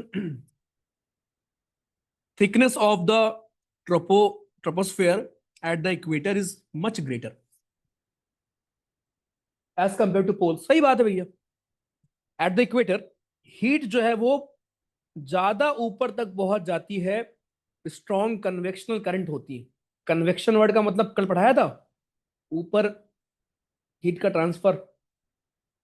तो बिकॉज जो हवाएं होती हैं बहुत ऊपर तक उड़ जाती हैं, इसीलिए जो थिकनेस है ट्रोपोस्फेयर की वो इक्वेटर पर ज्यादा है। कितना प्यारा सवाल। ये भी कल आपसे हो गया था, ये भी हो गया था, इसको हमने बैट सीरीज में किया था, ये भी आपसे हो गया था, ठीक। ये करने की जरूरत नहीं थी, ऑल्दो थोड़ा बहुत ट्रिक लगा सकते हो, लेकिन तब जब आप नॉलेज गेन कर लोगे। ये भी कर लेंगे आप, ये भी कर लेंगे, सब एक लाइन से हो जाएंगे। होपफुली आपको वर्थ लग रहा होगा। ठीक है, चलो बढ़िया, गुड। वापस आते हैं। तो भाई ये हो गया आपका, ठीक है। ओके, नेक्स्ट टॉपिक हमारा एटमॉस्फेरिक प्रेशर। एटमॉस्फेयर में हमारे प्रेशर कैसे होते हैं, very very important topic, right. दिल दिमाग सब कुछ फोकस करके सुनना। सो भाई एटमॉस्फेयर में हमारे अब पूरा खेल प्रेशर का है। अभी तक जो आपने पढ़ा क्लाइमेटोलॉजी में पूरा बेसिक ही था वो। नाउ विल फाइंड कि यार आपके प्रेशर सिस्टम वगैरह हमारे कैसे काम करते हैं, प्रेशर बेल्ट वगैरह हमारे दोस्तों कैसे काम करते हैं, राइट। तो जब भी आप यू विल सी कि जब भी आप, चाहे आप हाइट पे जाए, चाहे आप नॉर्मल सरफेस पे मूव करें, आपको हर जगह सेम प्रेशर नहीं मिलेगा ना।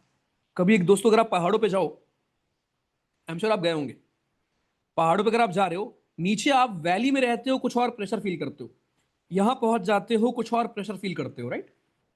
तो there is a pressure difference, and trust me, अगर हवा मूव कर पा रही है, it is only due to pressure difference.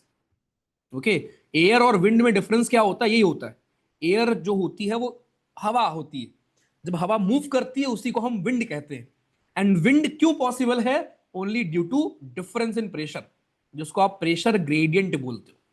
तो जब हवा बहती है उसका मेजर रीजन होता है प्रेशर ग्रेडियंट या प्रेशर डिफरेंस, कि कहीं पर दोस्त हाई प्रेशर होगा और कहीं पर उसके कंपैरिजन में लो प्रेशर होगा। तो हाई प्रेशर से लो प्रेशर की तरफ आपकी हवाएं जो है वैसे उड़ जाएंगी।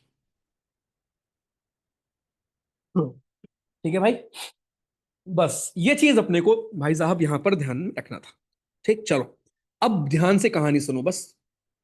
प्रेशर दो प्रकार के हम पढ़ने वाले हैं। प्रेशर सिस्टम हम पढ़ेंगे दो प्रकार के। First one is vertical pressure difference, जो आप टिपिकली नहीं पढ़ते हैं, vertical pressure difference. And second is sorry, आपका हॉरिजेंटल प्रेशर डिफरेंस।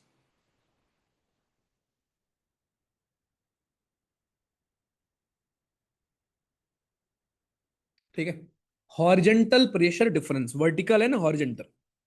तो पहले मैं बात करता हूं वर्टिकल की, राइट। वर्टिकल प्रेशर डिफरेंस में यू विल फील कि जैसे जैसे आप अल्टीट्यूड पर जाओगे, अल्टीट्यूड पर जाने पर क्या होता है, प्रेशर आपका डिक्रीज करता है, राइट। अल्टीट्यूड पर जाने पर प्रेशर डिक्रीजेस, प्रेशर डिक्रीजेस किस रेट से, 1 मिली बार रेट से पर 10 मीटर। पर 10 मीटर जाने पर 1 मिली बार का प्रेशर चेंज होता आपको दिख रहा होता है। यानी जब आप ऊपर की तरफ चढ़ रहे होते हैं, ऊपर की तरफ जा रहे होते हैं, तो हर 10 मीटर पर लगभग 1 मिली बार डिक्रीज कर रहा होता है आपका pressure. But the interesting part is कि ये रेट फिक्स नहीं है। जैसे टेम्परेचर का तो आपने पढ़ लिया कि भैया ऊपर जाने पर हर 1 किलोमीटर पर 6 डिग्री का डिफरेंस आता है, सॉरी, दैट इज फिक्स्ड। वो चीज दोस्तों फिक्स्ड है, बट ये चीज फिक्स्ड नहीं है। ये चीज याद रखना कि जब आप ऊपर जा रहे होते हैं तो आपका वर्टिकल प्रेशर डिक्रीज कर रहा होता है 1 मिली बार, बार होती है यूनिट प्रेशर की, हर 10 मीटर जाने पर 1 मिली बार का डिफरेंस आ रहा होता है। But this rate is not fixed. ऐसा भी हो सकता है कहीं पर 2 मिली बार कम हो गया हो, कहीं पर 10 हो गया हो, बट ऑन एन एवरेज आपका 10 मीटर जाने पर 1 मिली बार का दोस्तों डिफरेंस आपको देखने को मिलता है। दिस वॉज हमारा वर्टिकल प्रेशर। ये था हमारा दोस्तों वर्टिकल प्रेशर डिफरेंस, कि वर्टिकल प्रेशर में क्या होगा। बस अब हम आते हैं दोस्तों हॉरिजेंटल प्रेशर। और उसके पहले let me show you few interesting static चीजें, ठीक है। पहला आपका एयर प्रेशर को आप मेजर करते हैं with the help of mercury barometer. जैसे मरकरी में होती हैं आपकी यूनिट, एचजी के फॉर्म में दोस्तों ये यूनिट्स आप बताते हैं, एचजी के फॉर्म में आप बताते हैं कि क्या होगा, कितना प्रेशर भैया यहां पर हो रहा है, या कितना प्रेशर कहीं पर है, वो आप उस फॉर्म में डिनोट कर रहे होते हैं। ठीक है, दूसरा प्रेशर डिक्रीज करता है विथ हाइट। एग्जामिनेशन में आपके सीधी लाइन ये पूछ दी जाएगी, भैया जरा बताओ क्या होता है, राइट। एक और सवाल आता है कि डेप्थ में क्या होता है, जब आप समुद्र की गहराई में जाते हो वहां पर प्रेशर कम होता होगा, ज्यादा होता होगा? सोचना, फिर मैं आपको बढ़ाऊंगा ओशनोग्राफी में। ठीक। Next, at any elevation it varies from place to place and its variation is the primary cause of air motion. Okay, at any elevation it varies from place to place, वही बात है कि vary करेगा place to place, ये value fix आपकी नहीं होने वाली। नेक्स्ट, पहले दोस्तों हमने पढ़ा वर्टिकल वेरिएशन, 1 मिलीबार चेंज होगा फॉर ईच 10 मीटर। ये देखो, we do not experience strong upward. अब ये बहुत इंटरेस्टिंग चीज है, बट पहले एक बार ये देख लो, ये आपके एनसीईआरटी कटिंग लगाई है मैंने यहाँ पे। सी लेवल पर अगर आपका प्रेशर है इतना, तो 1 किलोमीटर जाने पर लगभग इतना हो जाएगा, 5 पर इतना और 10 पर इतना। सिमिलरली आपका टेम्परेचर भी डिक्रीज करेगा। तो ये दोनों चीज को ऐसे स्टार मार करके लिख लो कि जब आप अल्टीट्यूड पर जाएंगे तो आपका टेम्परेचर भी डिक्रीज होता है एंड प्रेशर भी डिक्रीज होता है। लिखो जल्दी, आता है फिर भी लिखो।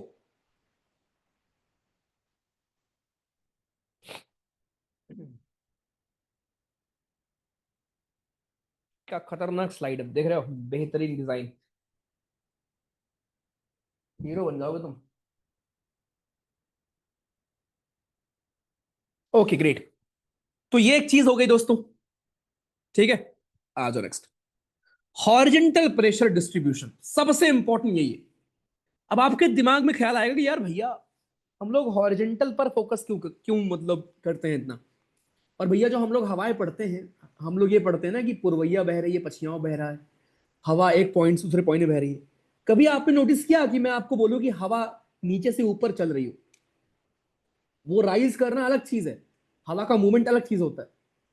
ओके, नीचे के गैस के पार्टिकल्स ऊपर राइज कर गए, that is not wind, wind is different. Okay, तो कभी भी आप ये नहीं पढ़ेंगे कि हवा जो है हमारी वो वर्टिकल चल रही है, राइट? पता है क्यों? क्योंकि उसको बैलेंस कर देता है ग्रेविटेशनल फोर्स। अगर सोचो, आप इमेजिन करो दोस्त, ये एक जगह है, जस्ट इमेजिन, ये एक जगह है और ये उसके 10 किलोमीटर ऊपर दूसरी जगह है। मान लेते हैं यहां पर प्रेशर है 5 मिलीबार, यहां पे होगा 3 मिलीबार।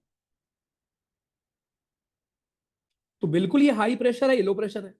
तो हवा का मूवमेंट ऐसे होना चाहिए था ना, कि हवा ऊपर ऐसे हवा चलने लगी, लेकिन ये नहीं चल पाती। पता है क्यों? क्योंकि नीचे की तरफ ग्रेविटेशनल फोर्स लग रहा होता है। ठीक है, नीचे की तरफ दोस्त ग्रेविटेशनल फोर्स लग रहा होता है। तो वर्टिकल विंड का मूवमेंट आप नहीं सुनते। बस हवा उठ गई, हवा गिर गई, वो तो अलग चीज होगी। हवा उठेगी गिरेगी तभी आपका लो या हाई प्रेशर बनेगा।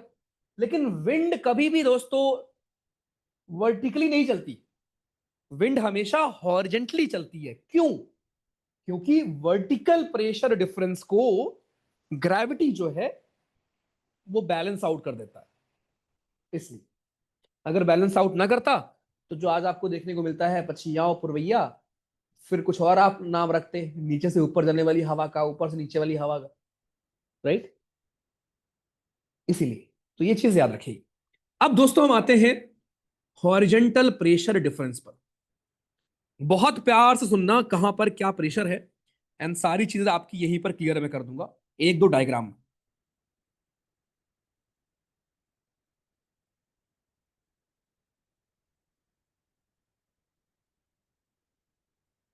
देख रहे हो गोला? कभी बना पाएंगे आप ऐसा गोला?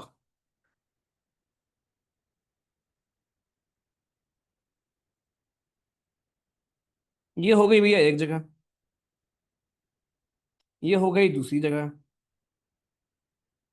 ये हो गई तीसरी जगह, ये हो गई चौथी जगह, ये हो गई पांचवी जगह, ये हो गई छठी जगह। ठीक है, ओके, बहुत ध्यान सुनो। ये है 0 degree which is equator, this is 90 degree north which is north pole, this is 90 degree south which is south pole. ये है हमारा इक्वेटर का हिस्सा जहां पर sun majority of the time होता है। ये अप्रोक्सीमेट आपका है लगभग 23.5 degree, which is tropic of cancer. I am sure आप इतना जानते होंगे, नहीं भी जानते तब भी कोई बात नहीं। 23.5 डिग्री नॉर्थ हमारा होता है tropic of cancer. This is tropic of cancer and this is tropic of Capricorn.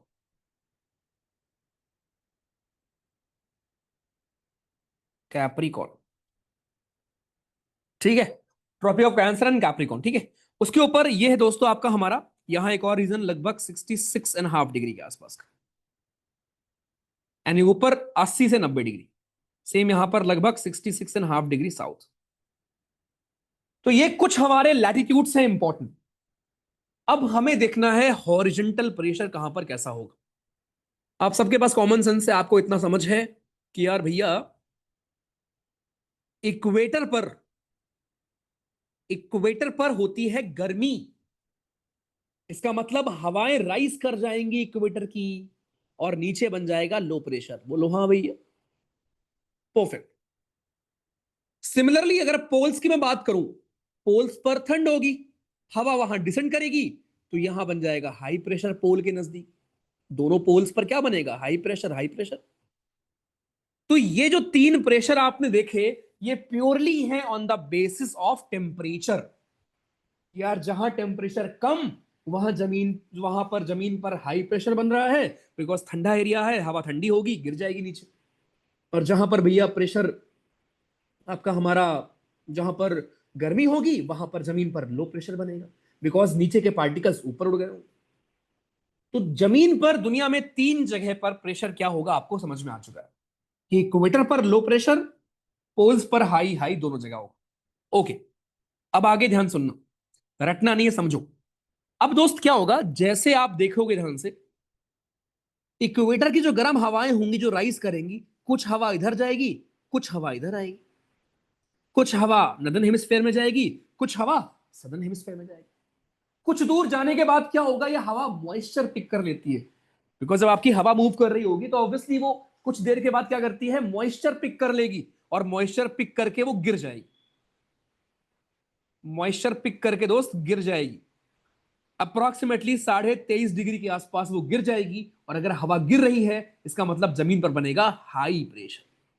तो यहां बन जाएगा हाई प्रेशर, यहां बन जाएगा हाई प्रेशर, दोनों हेमिस्फेयर, ठीक।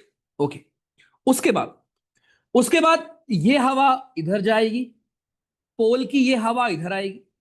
सिमिलरली पोल की हवा इधर आ रही होगी, और ये हवा इधर जा रही होगी। अब लगभग 66.5 डिग्री के आसपास ये दोनों हवाओं का मिलन होगा। दोनों में से जो गर्म हवा होगी, यार देखो दोनों ठंडी हवा है, आई एग्री, दोनों हवा ठंडी है, लेकिन दोनों में कंपेरेटिवली थोड़ी एक हवा होगी ना जो कम ठंडी होगी, इधर वाली ये। तो दोनों में जो कम ठंडी हवा होगी, उसको ज्यादा ठंडी वाली हवा लात मार देगी, भाग ऊपर। ओके, ऊपर जाबे, समझ रहे हो? तो उससे क्या होगा, जमीन पर बन जाएगा लो प्रेशर यहां पर, क्योंकि जो आपकी ये हवा और ये हवा मिक्स होकर यहां पर मौजूद थी, उनमें से जो कम ठंडी हवा थी उसको ऊपर भेज दिया गया, तो नीचे कम पार्टिकल्स बचेंगे, तो यहां लो प्रेशर बन जाएगा, यहां लो प्रेशर बन जाएगा, खत्म। So this is horizontal distribution of pressure. Different different जगह पर आपके हमारे ये पोल्स पर high pressure, high pressure, equator पर लो प्रेशर, लगभग ट्रॉपिक ऑफ कैंसर के आसपास और कैप्रिकॉर्न के आसपास हाई प्रेशर, और यहां पर लो प्रेशर। एक बार मैं फिर बता रहा हूं, ध्यान सुनना।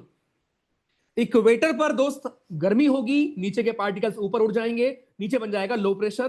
पोल्स पर ठंड होगी, वहां पर हवाएं डिसेंड करेंगी, गिर जाएंगी, नीचे बनेगा हाई प्रेशर। इक्वेटर की हवाएं कुछ जाएंगी नदर्न हेमिस्फेयर में, कुछ जाएंगी सदर्न हेमिस्फेयर में। कुछ दूर जाने के बाद ये भारी हो जाएंगी, मॉइस्चर पिक कर लेंगी रास्ते में और गिरने लगेंगी। जहां गिरेंगी वहां बनेगा जमीन पर high pressure, high pressure.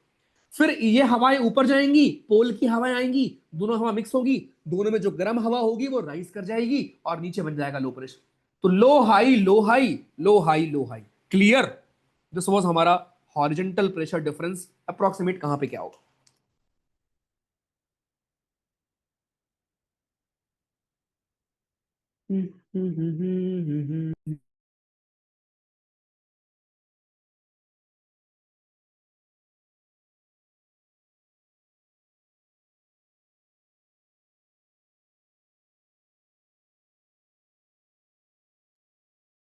Great.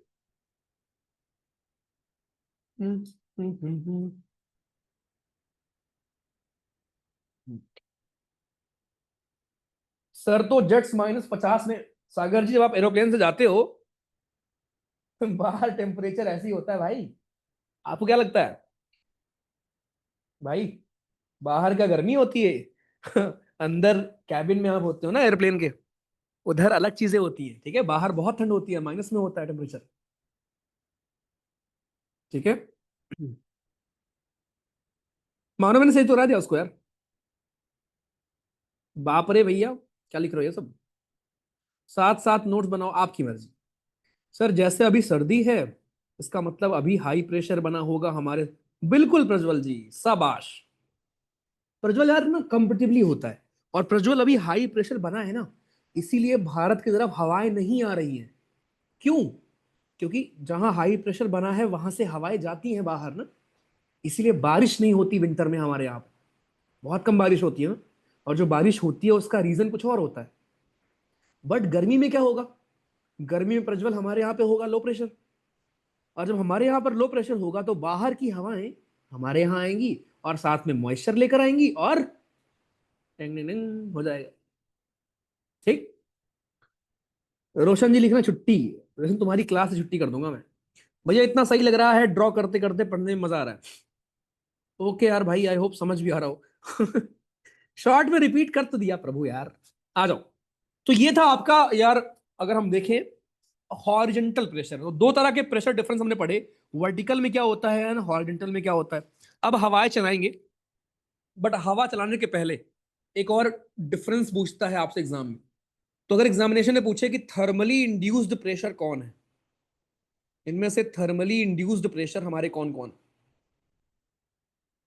Thermally induced pressure. And दूसरा आपका होता है दोस्तों हमारा dynamically induced pressure. Dynamically induced pressure.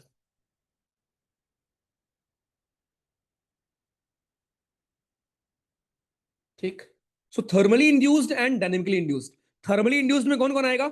Thermally induced में दोस्तों आपका हमारा ये वाला और ये वाला, एक जो इक्वेटर पर है आपके, इक्वेटोरियल लो प्रेशर, और दो जो आपके पोल्स पर। ठीक। ये तीनों प्रेशर हमारे थर्मली इंड्यूस्ड होते हैं। क्या मतलब हुआ भैया इसका? अब इसका मतलब ये हुआ कि जो ये जो आपके प्रेशर बने हैं इक्वेटर पर और पोल पर, ये प्योरली बने हैं on the basis of temperature ना, कि भैया यहां टेम्परेचर कम होता है इसलिए हाई प्रेशर, यहां ज्यादा होता है इसलिए लो प्रेशर। लेकिन जो ये हाई प्रेशर बना है, ये लो बना है, ये हाई बना है, ये लो बना है, ये टेम्परेचर की वजह से नहीं बने, ये बाकी फैक्टर की वजह से बने हैं, कि हवा यहां आई, हवा मिक्स हुई, ये हुआ वो हुआ। सो डायनेमिकली इंड्यूस्ड प्रेशर में हमारे यहाँ होते हैं ये दोनों प्रेशर। इनको आप बोलते हो सब ट्रॉपिकल हाई प्रेशर एंड सब पोलर लो प्रेशर। दोनों हेमिस्फेयर में ये होते हैं, दोनों में ये होते हैं। अगर मैं नाम लिख दूं दोस्त, इसको आप बोलते हैं equatorial low pressure. This is इक्वेट, इसका नाम है इक्वेटोरियल लो प्रेशर। ठीक। This is called sub tropical high pressure, दोनों हेमिस्फेयर में, ठीक है। Sub tropical high pressure. This is sub polar low pressure, and this is polar high pressure. Same नाम ऊपर कर लो, ठीक है, सेम ही नाम। इसका नाम होगा सब ट्रॉपिकल हाई प्रेशर, सब पोलर लो प्रेशर, सब सॉरी पोलर हाई प्रेशर। तो ये हो गया दोस्त हमारा पूरा प्रेशर कहां पर कैसा है। अब मैं हवाओं पे आऊंगा, बट पहले मैं आपको आगे दिखाता हूं, ठीक है। तो इतनी सारी चीजें थी दोस्तों हमारे प्रेशर के बारे में। अब यहां पर एक बार पढ़ लेते हैं अबाउट प्रेशर, बढ़िया से आ जाओ। अगली बार मैं पीवाईक्यू इसी में ऐड कर दूंगा, ठीक है। चलो। The weight of a column of air contain in a unit area, उसी को आप कहते हो एटमॉस्फेरिक प्रेशर। बैरोमीटर से आप इसको मेजर करते हो, और कुछ नहीं। यहाँ पर सी लेवल पर एवरेज एटमॉस्फेरिक प्रेशर आपका ये होता है, ये वैल्यू याद रखना, ठीक है। समुद्र तल पर आपका एटमॉस्फेरिक प्रेशर जो है वो 1013.2 मिली बार होता है। आ जाओ नेक्स्ट। ये हमने देख लिया, देख लिया। Horizontal pressure, small difference in pressure are highly significant, ठीक है। ये सब आपका हो गया। डिस्ट्रीब्यूशन जो मैं आपको बताया था, अब देखो आपने ऐसे डायग्राम्स देखे होंगे, 30 डिग्री से इस पे क्या होगा, सब ट्रॉपिकल हाई कहाँ होगा, सब पोलर लो, पोलर हाई। जो मैंने ड्रॉ किया दोस्त वही है, ठीक है, सब कुछ सेम है। ये देखो, हाई प्रेशर, लो प्रेशर, ऊपर नीचे आपका है, राइट। अभी मैं इस पे आऊंगा, ये क्या है इस पर मैं आऊंगा, ठीक है। ये जनवरी महीने में प्रेशर कैसे होता है आपका, जुलाई में कैसा होता है वो। अब यहां एक चीज ध्यान रखना, हवा पे मैं आता हूं, उसके पहले एक चीज और ध्यान रखना, राइट, कि दोस्त आइसोबार क्या होता है, वाटर आइसोबार्स। आइसोबार्स हमारे क्या होते हैं, तो प्लीज याद रहे, आइसोबार हमारे होते हैं, राइट। ये आपके वो लाइंस होते हैं, lines joining places having equal pressure, ठीक है। ये ऐसे प्लेसेस को ज्वाइन करते हैं जहां जहां इक्वल प्रेशर होता है। एक सवाल मैं आपसे पूछता हूं, देखते हैं कितने लोग दिमाग लगा पाते हैं बिना पढ़ाए। मुझे बताओ, जितने करीब होंगे आइसोबार्स, क्लोजर द आइसोबार्स, ठीक, उतना ही मौसम क्या होगा, उतना ही मौसम खराब होगा, अनस्टेबल होगा वेदर,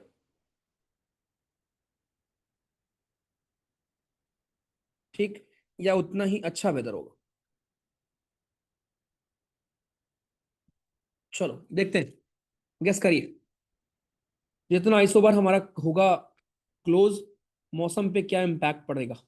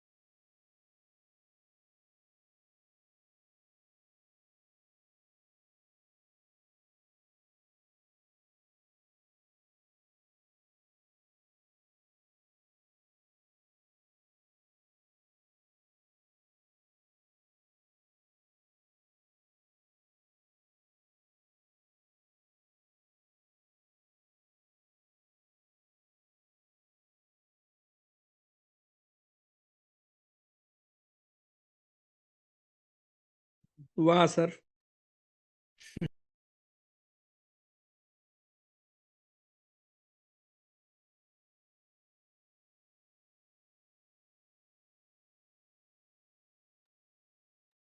भाई इतना कॉमन सेंस वाला क्वेश्चन है और आपने एकदम 50-50 कर दिया पोल में। देखो, आई एम श्योर किसी ने भी ड्रॉ करके कोशिश नहीं की होगी इसका मतलब क्या है। आइसोबार का मतलब क्या होता है, लाइन ज्वाइनिंग सेम या इक्वल प्रेशर, ठीक है। इमेजिन करो ये आपका एक आइसोबार है, यहां मान लेते हैं प्रेशर था 1000 मिलीबार, इन सभी पॉइंट्स पर 1000 मिलीबार प्रेशर है, ठीक है। और आपसे बोला गया है कि जितना करीब होंगे आइसोबार्स, एक आइसोबार ये हो गया, एक आइसोबार ये हो गया जहां प्रेशर है 972 मान लो मिलीबार, एक और आइसोबार जहां 800 मिलीबार प्रेशर है, एक और आइसोबार जहां पर 1100 मिलीबार प्रेशर है। ऐसे बहुत सारे आइसोबार हैं। आप खुद सोचो, आपको पता है कि हवा आपकी मूव करती है हाई प्रेशर से लो प्रेशर। जब इतने सारे आइसोबार नजदीक नजदीक होंगे तो यहां से हवा यहां मूव करेगी, यहां से हवा यहां मूव करेगी, यहां से हवा यहां मूव करेगी, यहां से हवा यहां मूव करेगी, और पूरा इसी में हवा ऐसे ऐसे ऐसे करके एकदम खतरनाक मौसम बना दी, राइट। तो जितने करीब होंगे आइसोबार उतना ही बकवास मौसम होगा, उतना ही अनस्टेबल होगा वेदर। इसके कंपैरिजन में अगर आइसोबार दूर हो, कि एक बड़े एरिया में आपका एक आइसोबार है, फिर एक आइसोबार और दूर है, तो वहां पर मौसम स्टेबल होगा। अगर बारिश हो रही तो बारिश ही होती रहेगी, अगर जो मौसम है मतलब स्टेबल मौसम रहेगा। तो ये चीज याद रखना कि जितना करीब होते हैं आपके isobar, closer the isobar unstable will be the weather, and जितना दूर होंगे आइसोबार, फार लिख लो, far the isobar calm weather होगा। अगेन ये आपका पीवाईक्यू है, ठीक है। जितने दूर होंगे आइसोबार उतना ही मौसम आपका मस्त काम रहेगा, ठीक। तो ये चीज है दोस्त, जो अपने से परीक्षा में पूछता है वो। ठीक है भाई साहब, कृपया करके ध्यान रखिएगा। चलो ओके, अब हम हवाएं पढ़ेंगे 5 मिनट के ब्रेक के बाद। और ये पूरा प्रेशर था आपका। अब इसी में जो मैंने ऊपर प्रेशर ड्रॉ किया है, यहाँ मैं दोबारा ड्रॉ करूंगा और मैं आपको हवाएं पढ़ाऊंगा। बहुत मजा आएगा आपको अभी। अब तो रियल पढ़ाई शुरू हुई है यार, जिसमें आनंद आएगा। कोरोलिस फोर्स आप जानते हैं, लेकिन उसके अलावा और कौन से फैक्टर होते हैं हमारे। जियोस्ट्रॉपिक विंड क्या होती है, बाकी हवाएं आपकी क्या होती हैं, सब अभी आप देखोगे। मैंने आपको एक लाइन लिखाई थी कोरोलिस फोर्स में, उस लाइन का मतलब भी अभी आप समझोगे। सेल्स हमारे क्या होते हैं, सब अभी आप देखोगे। ये तो आपको पढ़ा चुका हूँ, थर्मल क्या होता है, डायनेमिक कौन कौन से होते हैं। तो अभी ये पूरा हम खत्म करेंगे, ब्रीज पढ़ेंगे इसके बाद। ठीक है, ब्रीज पढ़ने के बाद फिर कटाबेटिक, वार्म विंड, कोल्ड विंड, और उसके बाद फिर साइक्लोन पढ़ेंगे। साइक्लोन के बाद फिर आपका बादल आएगा। बादल इंपॉर्टेंट है। टॉर्नेडो, स्लाइड देखो। Tornadoes, thunderstorms. ठीक है, फिर आप देखेंगे यहाँ पर ड्यू पॉइंट क्या होता है, फ्रीजिंग पॉइंट क्या होता है, कंडेंसेशन क्या होता है, बादल क्या होते हैं, क्यों इंपॉर्टेंट है बादल। बहुत मजा आएगा यार आपको। बेहतरीन सब्जेक्ट। ठीक है, तो सी यू इन 5 मिनट्स। मजा आया कि नहीं, बताओ पहले। और प्लस समझ आया कि नहीं वो ज्यादा इंपॉर्टेंट है। मजा तो ठीक है। प्रेशर इक्वल कहाँ है लल्लू लाल? 5, तुमको डिफरेंस नहीं दिख रहा है? इक्वल कैसे हो जाएगा प्रेशर? एक आइसोबार ये अलग है, यहाँ प्रेशर इक्वल है ना। ये दूसरा आइसोबार है ना, यहाँ 1000 मिली बार है, तो यहाँ 500 मिली बार हो सकता है। चलो ठीक है, सी यू इन 5 मिनट्स।